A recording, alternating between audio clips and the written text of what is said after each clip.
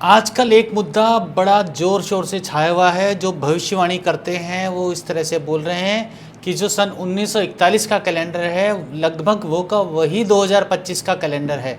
और आप ये देख लीजिए कि 1941 में जो सेकेंड वर्ल्ड वॉर हुआ था वो के वही हालात अभी 2025 में बन रहे हैं। हम लोग देख ही रहे हैं कि इंटरनेशनली कई देशों में तनाव हो रहा है, संघर्ष हो रहा है, चाहे रूस यूक्रेन हो और अब इसराइल और ईरान का देख लीजिए।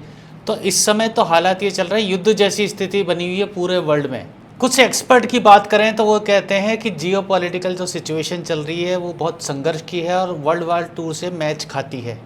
कुछ लोग तो ये कहते हैं कि परमाणु युद्ध की बहुत संभावना है, रेडिएशन बहुत फैल सकता है। और एक चीज़ और बताएं आपको, एक कार्टून नेटवर्क है, एक कार्टून जो सीरीज़ है सैमसन के नाम से, उसमें कई तरह की भविष्यवाणी हुई है और सालों पहले जो आगे आने वाले समय में वो सच साबित हुई हैं।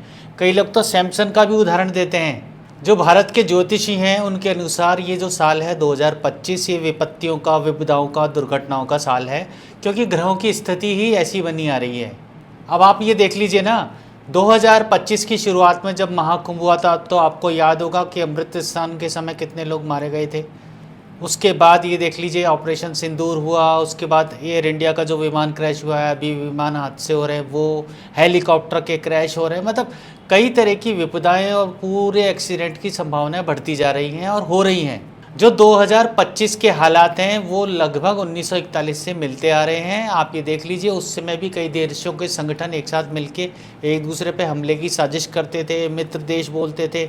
अभी आजकल ये हो गया है, नाटो है, क्वाड है, ब्रिक्स है, इस तरह के संगठन काफ़ी सक्रिय हो गए जो पर्टिकुलर देशों को टारगेट करते आ रहे हैं, जिसमें सबसे बड़ी भूमिका अमेरिका की है जो अपनी दादागिरी बनाता चला आ रहा है। अब भविष्यवाणियाँ या इत्तेफाक जो भी हो, 1941 रिपीट होगा 2025 में या नहीं होगा, ये तो हमें 2025 के अंत में ही पता चलेगा कि हमने क्या खोया और क्या पाया।